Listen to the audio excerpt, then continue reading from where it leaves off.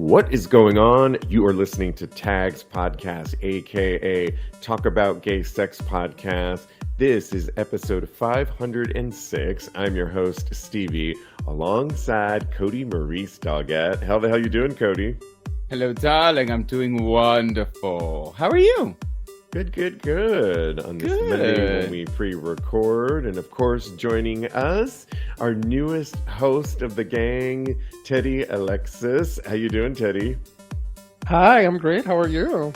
Good. I'm doing really good. Oh, that's when my headset just kicked in. Yay. Okay. I was wondering what was going on there. We have so much to get into, including about last night when Kodi... I was going to say... Do you want to start with that? First, can I ask you guys a question, okay? Have you guys ever had a run-in with a listener? So last night I was at the Eagle, a bar here in New York City, doing the do, having a good old time. It's the first time that I came without Joe, so whatever. So, but it was really, really, really loud.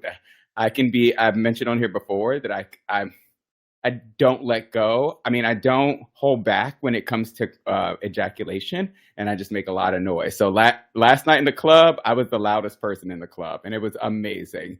But then right after, this guy goes, "Hey, I listened to your podcast," like immediately after.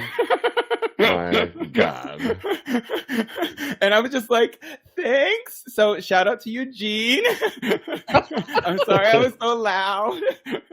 It was so cute though. It was great. So, hey boo, how are you? It was fantastic. Well, a couple of things on that, Kodi. One is you've been working on your vocals a lot lately and singing a lot lately. So I can maybe some of those warm-ups came out in a different way, showed themselves in a different light. It's not like, HR is going to come down on you because the guy in the other cubicle that you work next to heard you in the bar. Yeah. It's like, it's a sex podcast. So kudos to you for expressing yourself. I'm surprised the music didn't drown you out, but I guess not when you're a singer. Yeah, it was great. It was fantastic. I have a follow-up. Go ahead, boo. So this person that recognized you wasn't with you in the cubicle? No, he wasn't. Okay. We were it was like a common area where it was just a mass of people, and he wasn't the one that caused the noise. Got it. But he was the witness. It sounded he was a witness. No, he was not the one. Oh my God, can you imagine if he was the one that was that got me off? It would be next time. Hit me up. And the other good thing too is, I love that he was able to recognize you too. I know. And usually it's pretty dark in those deep dark corners at the place we're talking about. The audio here. though. Yeah. Maybe he recognized me from my voice. That's what it was. Mm-hmm. He was like, "Oh, that's Kodi, Maurice, Doggette for sure." Well, I heard that you were doing the tags after you came. You know what I mean? You were saying, continue having hot gay sex. Exactly. That's what I screamed when I came. Well, yep. Good for you. And shout out to Eugene. And I love it.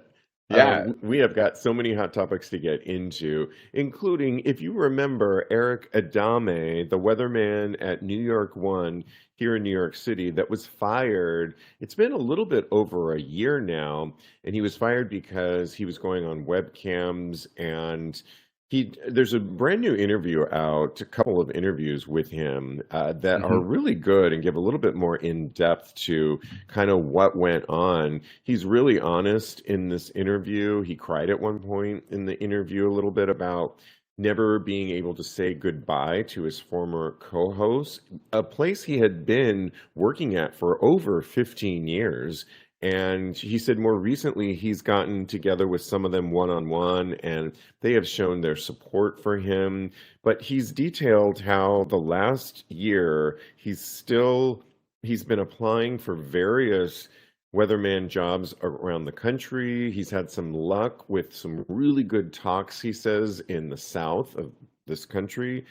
But nobody has really bitten yet. And he says the elephant in the room every time he goes on one of these interviews is essentially that it's not one of those things you want to talk about. Do you have any photos out there? Do you have any videos out there of you being nude? And the answer is always yes, or they've Yeah. heard about it. And so while he has hope that a job will come up at some point, he is just saying that he's still kind of going through this. And the interviewer did a really good job of asking him questions about how did all this get leaked out? Because he had been doing a lot of these videos, webcams for a while, and he Yeah. said at best he would have a small handful of viewers, and he really felt like, whether naive or not, he was in this bubble where nobody really knew but this handful of people, or they didn't recognize him.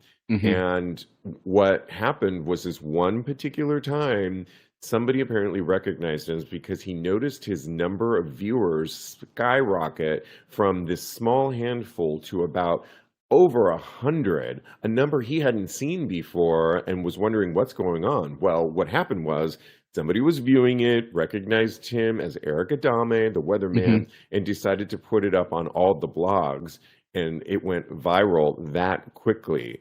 If that wasn't bad enough, he then went on to, by the request of a viewer, to paint on his chest, "I'm Erick Adame from New York 1," and recount again what somebody had asked him to. What do you think if your boss were watching you have sex on camera? So he's very open in this interview. He does say it was a little bit naive and he regrets it. He knew it was wrong the minute he did this.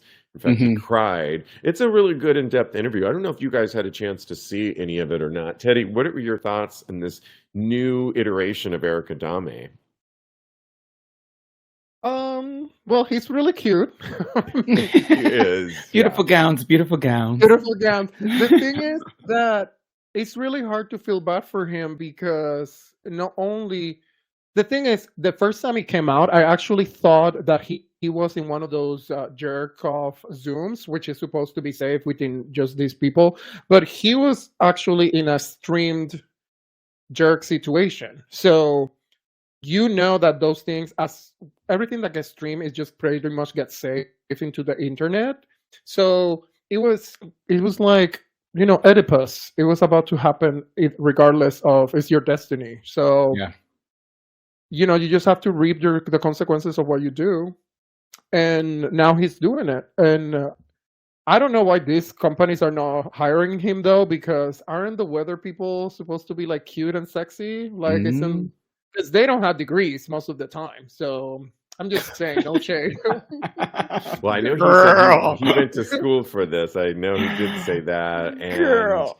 I do know it's interesting that Kodi has had some bites with potential jobs. Nothing has really locked in yet, but with the South, and I was like, the South of all I know, places, right? which normally in my mind, I'm a coastal boy by through and through, but I would think it would be a lot more conservative in those parts, and they would be less likely. What do you think, Kodi? And what do you think about all this? Oh yeah.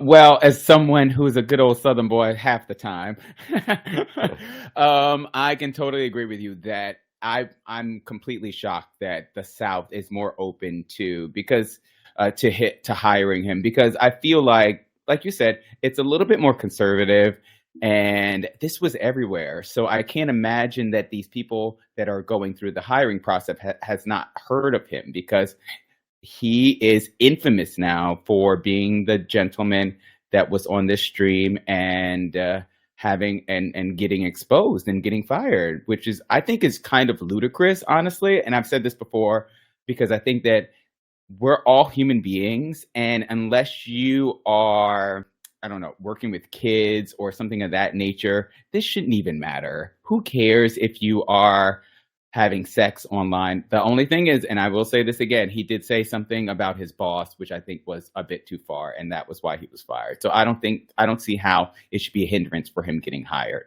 anywhere else.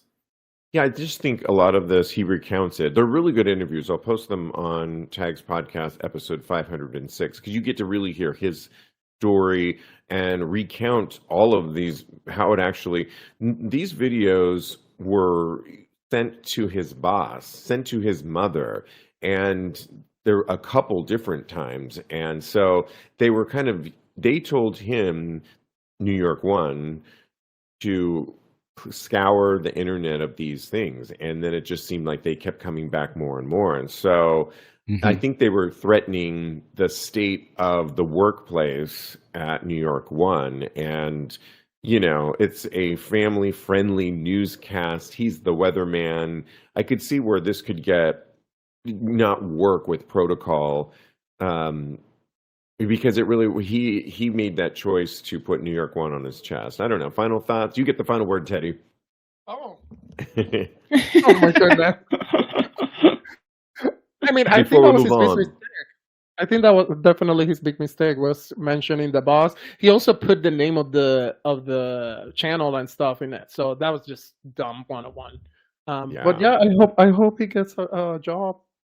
Yeah. I think his Beautiful gowns. his mental state seems like much better, and he's very honest and open about this, and I think it'll just make him stronger. So we wish him well, and that he does Yes. find a job. And sorry he's leaving New York, but Yeah. okay. I mean, I'm just glad that I don't work for a news station, because after last night, right. I was like, what's going on? Wait a minute. Okay, all right, I see. Exactly. Well, we have to talk about the top 10 states. They actually ranked this with the highest STD rates. We'll go through that number in just a second. But sexually transmitted diseases have been on the rise nationally, with these top 10 states having the highest numbers. And they've been increasing, with more than 2.5 million cases of chlamydia, syphilis, and gonorrhea. And this is all reported in 2021, the most recent year for which data from the Center for Disease Control and Prevention is available. And they go through the different amounts, but they also talk about various groups that are affected by it the most. Coming in with the highest amount of chlamydia infections in 2021 was among Black individuals at about 1,000.9 cases per 100,000, while Asians had the lowest rate at 95.7% of 100,000. Black individuals also had the highest rate of reported gonorrhea cases in 2021 at 652.9 infections. And this is all per 100,000. So I'll put more of these numbers and the various groups. Those were just kind of the top ones. But coming in at number 10 with the highest number of rates of STIs. Top 10. We're not shaming anybody. We're just saying, because I've gotten my fair share. And North Carolina comes Congratulations. in. Congratulations. Your prize will be awaiting you at the end of the show. Coming in at number 9 is New Mexico, followed by Arkansas, Georgia at number 7, Alabama at number 6, South Dakota at number 5, South Carolina at number 4, Alaska at number 3. We're down to the top 3, you guys. Number 2 is Louisiana, and the number 1 state that has the highest rates of STI is Mississippi, and it's a total of 1,159.9 per 100,000. So when you break it down that way, it's it's a lot, but it's not crazy, right? And they break it down: chlamydia, gonorrhea, and syphilis rates, numbers that I can put easily on TAGSPodcast for you guys all to recognize. Do you think this is good that we know the top 10, Kodi? Is this necessary? I mean, they're factual numbers, and we talk a lot about soaring STI rates. I think the common consensus on this show is get tested more often. And like my doctor told me before, get tested more often so that we don't continuously pass these STIs back and forth. Mm-hmm. Okay, yeah. I mean, you know what? I guess the cousins are all just getting all the chlamydia together. I don't know. Okay, that's a joke. That was a joke. It is. But no, I really was looking for New York on the list. I was like, I knew in my mind that New York and California were going to be in the top 10 at least, and we weren't there. And then I thought about it a little bit, and I said to myself, oh, it's because New York and California, they do so much sex education and things of that nature. And I feel like in the southern states, and I guess Alaska, they don't do all the things that would allow for STI prevention in those states, which I think is really, really interesting. And it just goes to show that we need to have more education in those states so that the cousins don't be getting the STIs. Sorry, I could not help myself. Yeah, you bring up really good points because we've talked on this show in major cities, there's clinics, free clinics, obviously, to get your STIs checked, and they make it, the word gets, I guess, around more. Although with social media, it is surprising, Teddy, that these particular states, and you're in Los Angeles, we're in New York, where's Chicago, where's San Francisco in all this mix? Well, the something to clarify is that it doesn't mean that there's more people there, but just by population, because the data is normalized, and that's something that we have to clarify. And that's why they're talking about rates. So there could be more people in LA, and there probably is in New York, but for 100,000 though, is dividing exactly. So that's something to consider because the streets are still hard in the big cities, and there is lack of access to some of these places. Having lived in Texas and New Mexico is right there, there's lack of free resources like testing and condoms and all that stuff, and they do that on purpose. And the consequence is the top 10. You make it in the top 1. So yeah, I mean, be careful. Yeah, exactly. We do need to report on a case where a Florida man pleaded guilty to 16.7 million, get this, bogus HIV medication. It was a scheme he conducted. Armando Herrera sold the counterfeit medications that were ultimately prescribed to unsuspecting patients, but they would also sell it to pharmacies that bought them, legitimate pharmacies. And the good news is that he actually has been sentenced for 15 years in prison because of this, and hopefully none of the improper medication got out to patients. I know there was some cases where a lot of it was coming, like if you got your medication, HIV medication, it was maybe granulated at times and looked off. I mean, I look at my PrEP every time and I make sure it's a full pill. And so, but I think it was already too late because they had already sold it to the pharma companies, which then resold it to patients and such. And so I'm glad, I hope nobody didn't get their meds and was affected by this, but I'm glad they caught it. And I'm glad the prosecutors set a tone that if you do this, if you engage in this, you might be behind bars for up to 15 years of your life. So I don't know if you guys have any comments on this, but Teddy, when you heard this, what did you think? I mean, it's very scary. The situation is that there's so much money to be made in these meds, and for us, what we need to advocate is check your meds. If something is off, to return it back. If it looks like a pill that you've never seen before, that's a big tell. If there's something ripped, if there's like a little bit of a hole or something, check your meds, checks your meds. Great advice. Yeah. Kodi, thoughts? I just keep thinking about all of the people that this could have possibly affected and how it could ruin lives out there. And I don't know if 15 years is the proper punishment. I think, honestly, it probably should be more because he's playing with people's, like thousands of people's lives. It's diabolical. So I just think it's just ridiculous. And that's great advice, Teddy. Thank you so much.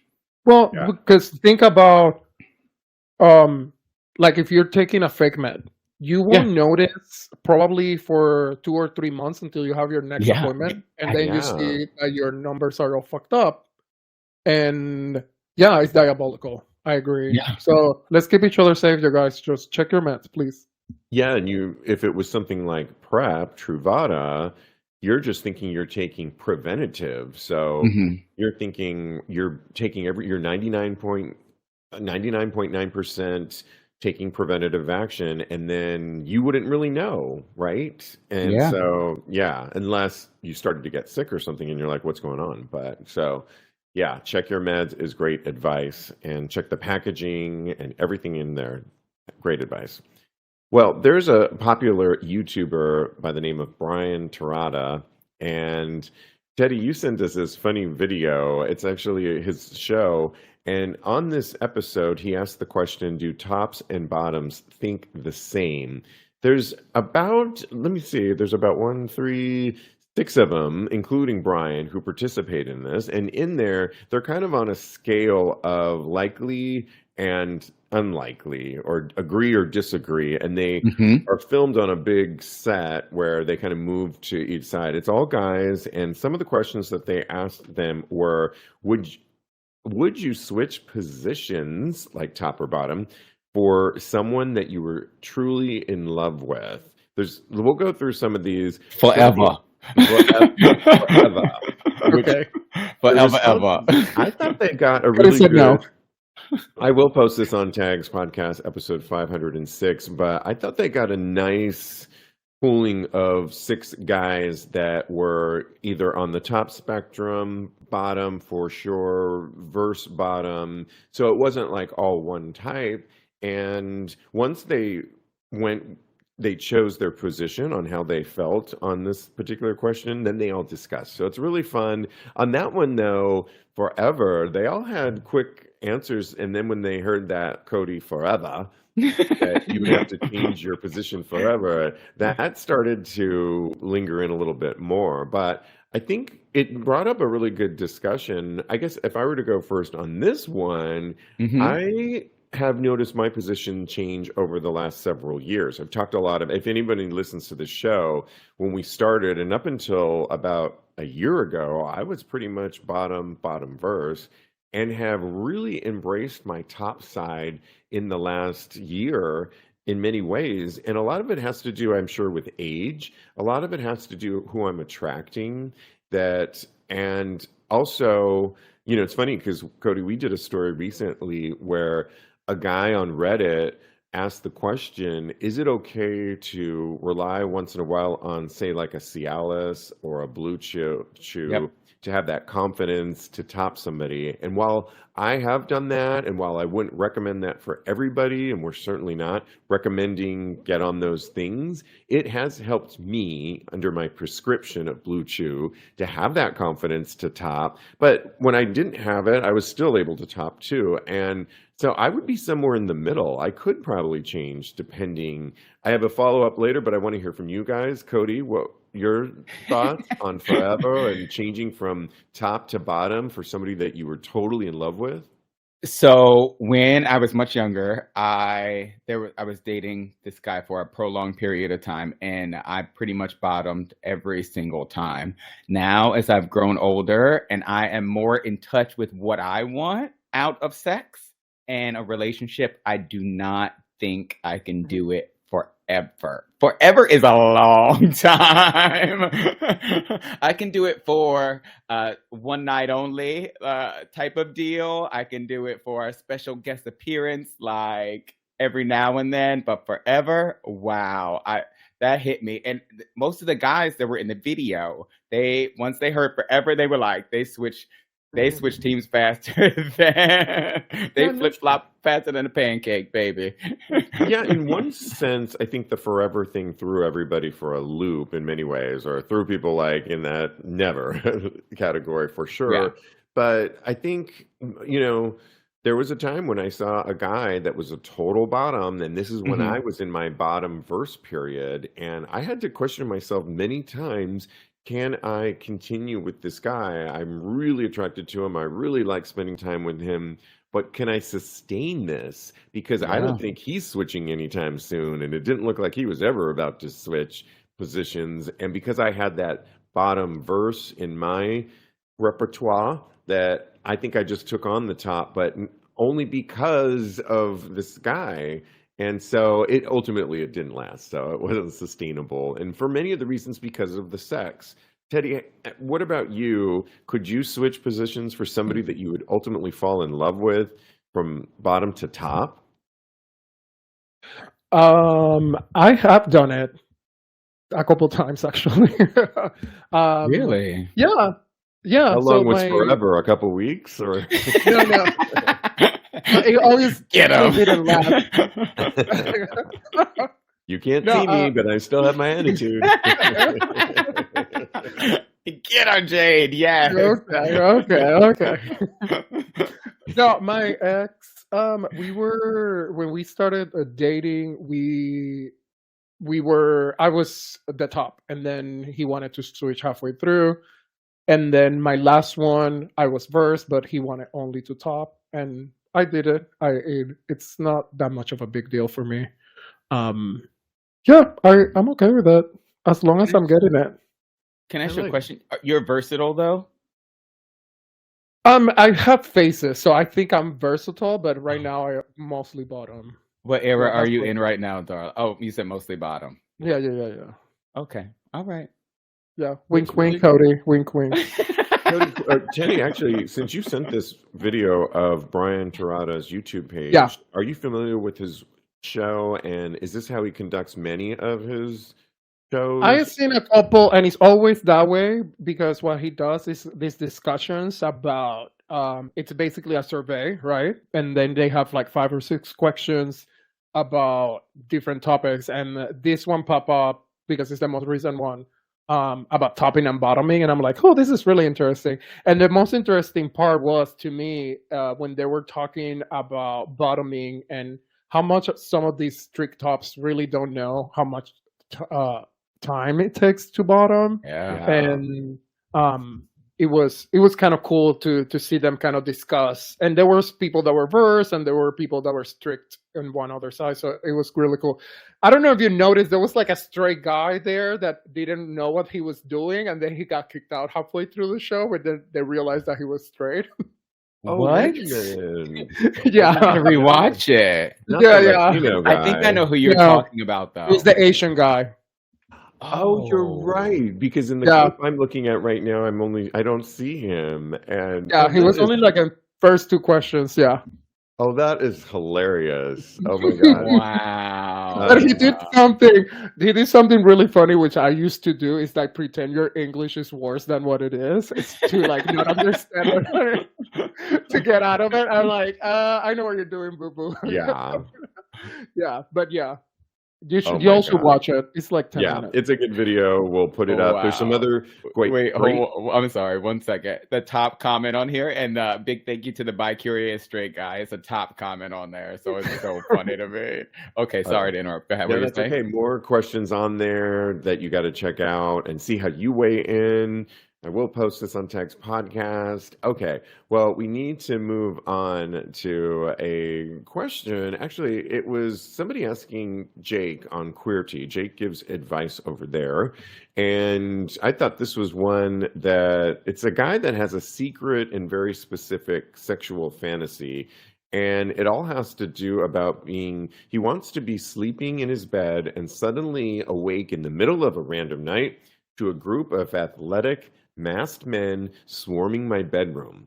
I'm picturing about 4 or 5 guys all wearing black face masks, black t-shirts, and black pants, and I want them to say very little, but just rip me out of the bed and put a hood over my head so that I can't even see what's happening to me. Then I want my arms and legs to be tied up and maybe some tape put around my mouth so that I'm truly powerless. From there, I want to be forced out of my apartment and shoved into the back of a van where I'm lying in the dark, where I feel myself being driven to God knows where. When we arrive at the destination, I want to be led to some sort of cellar with nothing more than cinder blocks, a door, maybe a cup of water, and a chair. I'd want a cocktail. I want my captors to remove my hood and all my clothes and then do whatever they want with me. And he said, just to clarify, he's not talking about sexual assault or rape, which I thought was good of him to put that in there. And it is a fantasy. I briefly read what Jake said, but I think fantasies are fantasies, and I think it's really good. His is so vivid of how he wanted this to go down, including what they look like. Did any of this resonate with you, Kodi, when you heard, or can you relate to a fantasy that you have that is kind of deep, dark, and out there? Teddy is shaking his head, but this sounded really hot to me. I said to myself, I wouldn't necessarily want to be one of the ones that is tied up, even though that does sound really hot. But I'm into exploring my sexual side and the fantasy of sex. I think it's amazing. So I really got into this. I've been talking to this guy, and he said something similar, but not the 6 guys. It would just be me that was tying him up and doing all the things to him and ravaging him. So yeah, I totally get into this, but most of the time I am the type of person that likes to be in control. Yours could be the other way Surprise, around. surprise. Yeah, You know, it totally is. and I love tying guys up. It's hot. yeah, I think with fantasies, it's fun. Like a lot of what you stated earlier, Kodi, about going to the place that we both know, the Eagle, can be often a fantasy moment in these dark, cavernous spaces that you can live out a lot of your fantasies there. I don't know that I have fantasies as much as I have certain fetishes, and Hmm. that I've in more recent months and years actually explored those fetishes. And there's a guy I was talking to recently that we're going to get together, and he said it's going to be our second time getting together. And so, the second time's always even better if it was hot the first time. And so he says, you can do whatever you want to me, which I was Ooh. like, okay, that to me, thinking about that, getting ready for that is a fantasy moment because it's with a guy that I'm totally into sexually, less about maybe the storyline, but I could get there perhaps with somebody I'm into. Teddy, how do you weigh in on this? And first of all, the story and maybe some of your deep, dark fantasies. Oh my God. I'm gonna be the contrarian today. I was not into this at all. uh, it was, Was I it a bad mean, movie? well, the thing to Or a me good is movie. just like Mm. too performatic. The thing is to me, and I want to be serious for a second, is like some of these things, if they're non-consensual, are you living out your trauma to get pleasure? Like seriously. Mm. Because it just was very specific.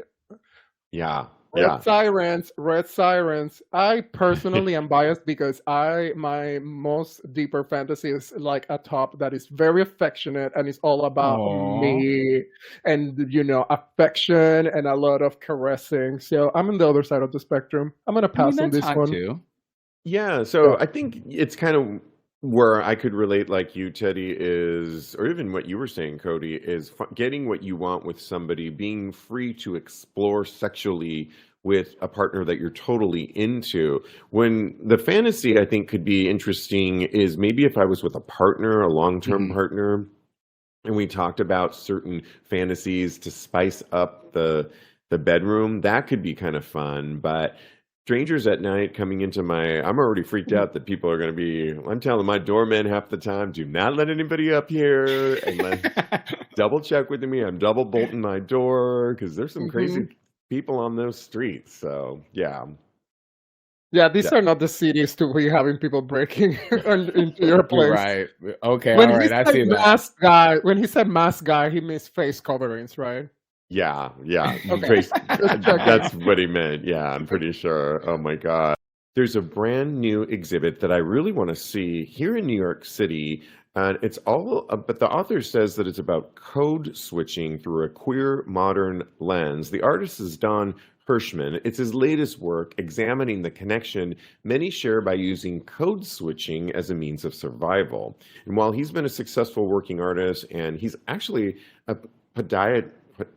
not a pediatric surgeon, but like a foot surgeon. Hmm. Podiatrist? Yeah, but it said podiatric surgeon, so I guess that's the word for it.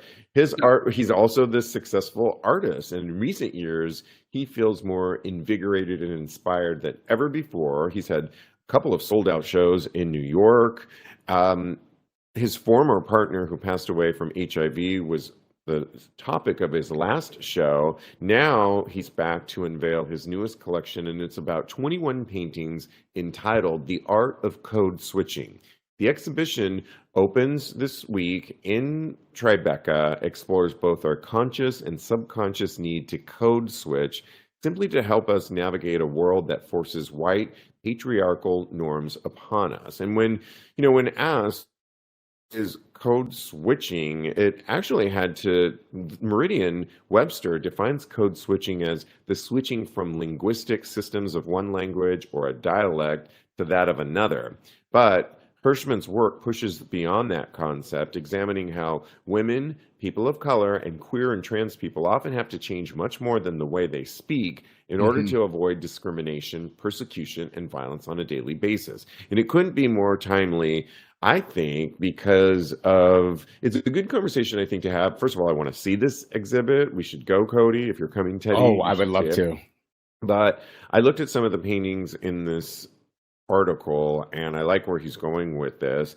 I think it's a topic that code switching was predominant back in the day, but could be coming back these days because of kind of what we were alluding to a second ago about what's happening on the streets and people not feeling safe out there, people in major cities feeling that they are being targeted. Homophobia is on the rise. And so to maybe be among certain people and change little things like the way you speak or change maybe how you present yourself, dare I say, butch it up. I mean, Mhm. it's sad to say, but Kodi, have you ever code switched? I know you don't anymore if you're screaming hallelujah in these bars, but I I don't do it all really the either. time. Oh yeah? Oh yeah.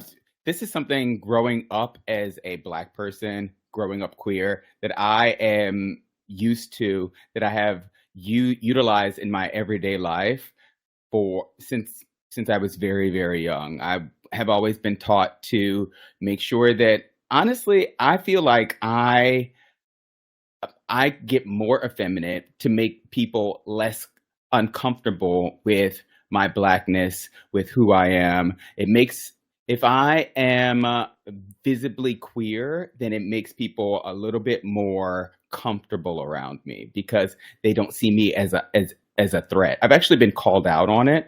But when I was in coaching school, they said, this is not your real voice. You are putting on a front, a fake, really to make us all Wow. comfortable. Yeah, no, it was really strange. And it made me think so much about myself. I find myself doing it in the restaurant. I've worked in corporations, I've worked in restaurants, and I noticed that in different spaces, I treat people and I react differently in to depending on the space to make other people comfortable, and I should really just focus on being myself. So I think that this work is amazing. I would love to go see it with you.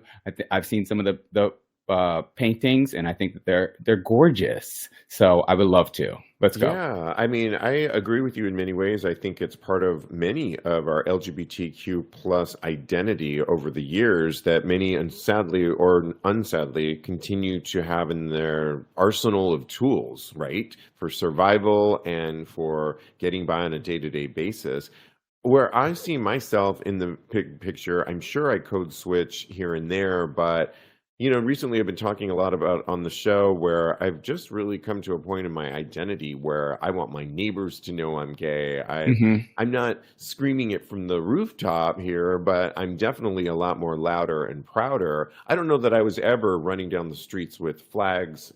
And while I think that's great, that was never my thing. But I think I am definitely where I used to code switch more if I came into a group of people that I didn't know that many in the group were heterosexual, I would act a certain way and not talk about my sexuality at all and leave it very muted in that regard. And now I'm fully capable of expressing and talking what I do even with the podcast. And so that's how I kind of come down on that. But I do think it's still a survival code switching for many of us. Teddy, how do you weigh in on this? Well, first, Kodi, I love you so much. You're so I love you generous with your too. stories. Thank you. Seriously. We're so lucky to have you. So lucky to be here. I mean, code switch, it's just so people can understand. It's sometimes it's survival, but sometimes it's just for being comfortable in a space. So people will like switch their accent or switch certain language that they do, mask it up, right? It's and sometimes it hurts our communities because we are kind of sanitizing our identities when we do that. And it's something, but sometimes we don't have any other option. So just be aware of it and what are the consequences of what you're doing. This exhibit, though, what I liked about the preview that I saw was that the artists kind of like have these mirror images of the same person, but they're like slightly different, which Slightly. Well, that's what I like about it. Yeah, So thought-provoking. It's very thought-provoking. I'm like, wow, you can still be you, even if you have to code switch, and maybe these images can come together and create an even more powerful one. That's the metaphor I'm taking from the preview. But y'all tell me when y'all see it. We will go, and I thank you for pointing out that one aspect of it too, because he was exploring it a little bit deeper and seeing where many might think code switching could be a detriment or not a good act or doing harm to our community for not being who we truly are. He's actually exploring it like maybe it's a fun, we all have many facets to our identities and show different sides, and that's kind of the beauty of our humanity, and especially being LGBTQ+, we can really show various amazing sides to ourselves, and so that are a little bit more naughty or have a darker side that you wouldn't necessarily show in a different set of people. And so I like where he's going with that. We will see it together. We'll make it a point, Kodi, and we will report back on how it was in real life. So yeah, absolutely. Cool. I can't wait. For those coming to New York, I will list this as well, so you can check it out, because it's only here for, I believe, the rest this month, October, but not a long exhibit. Okay, well, we love giving some advice, and a recent Reddit thread posted the title, Guys That Have Multiple Sex Partners Per Week. And he wrote, how do you manage not to get sick all the time? Not necessarily talking about STIs, but regular stuff like the flu.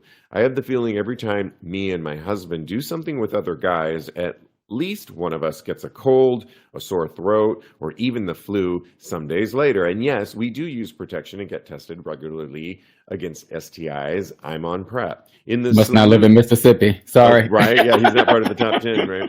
Is the solution just to have Bring it back. Yeah.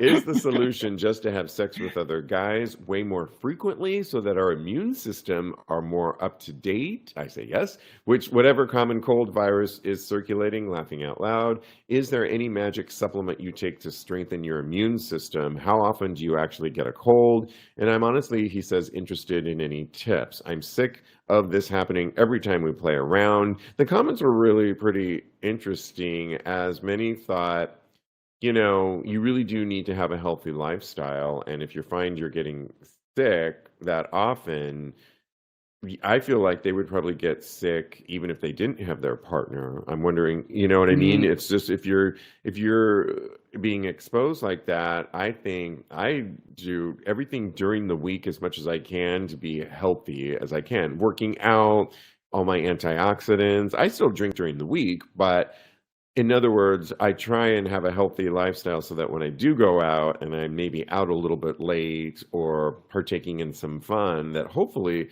my immunity is a force of nature. I don't know, Teddy, what are your thoughts for this guy that's getting sick with his partner every single time they play around? I have the trick. Go. Oh, go. They need mouthwash. Oh. That's what you need. Because, you can, you can, but most of us don't use condoms for oral or kissing. So after, when I was in the streets, that was what I used. It was a mouthwash all the time. Last night? No, not last night. I wish. Not during the semester. I wish, baby. I'm living vicariously through you. Okay, cool. I think mouthwash is. Go ahead. Yeah, no, but seriously. And then if it's flu and stuff, get your shots. But it's all about the infection not getting to your lungs, and that's what's happening. So just clean it out as much as you can while you're in the streets, and call me back, and you'll see. Yeah, my advice would probably be, as I've really taken control of my health in the last several years, I go for my annual physical and check in with my doctor a lot, but we do the full blood analysis, and there was little things on my 2 years ago when I really got into my health and seeing my doctor and looking at taking control of my health. There was little things that I would have never known I was vitamin D deficient. And it's a simple thing. A lot of people say get more sun. Well, we don't always have access to that here in the city. But Steve, you do not need more D. but I was low. This was 2 years ago. I'm no longer. Now I supplement with it, and it was a simple thing. But vitamin D can affect things like your mood and many other things that are just common, all those things going on. So when you look at your panel and maybe you're deficient in something, you can fix that. And it could also lead to why you're maybe getting sick so often when you're playing around. I don't know, Kodi, what are your thoughts, Dr. Kodi? Well, Today, oh my God, that Kodi, sounds amazing. Please call me Dr. Cody all the time now. with his fake stethoscope, yes.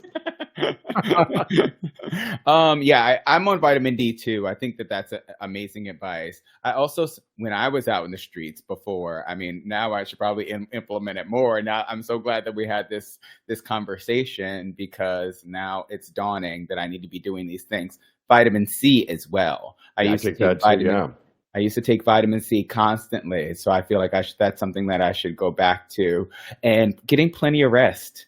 And I'm going to start implementing the mouthwash thing too, right? When the trick comes through, I'm going to be like, here, do this really quick and drink this mouthwash. Keep it minty fresh. Keep it minty fresh, honey. Okay, you can make it a little hot thing. You remember the echinacea? Yeah. Echinacea, yeah. We should bring that back. That used to be good.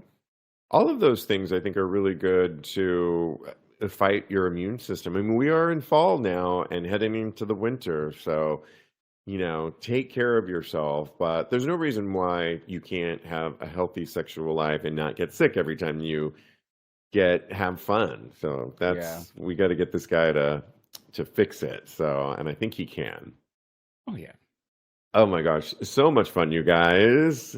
Thank you, Teddy, for joining us, of course. And you can follow Teddy on Instagram at Teddy Alexis, You can follow Kodi on Instagram. He's a life coach. Follow him at KMD Coaching, or his personal account at Mr. Maurice.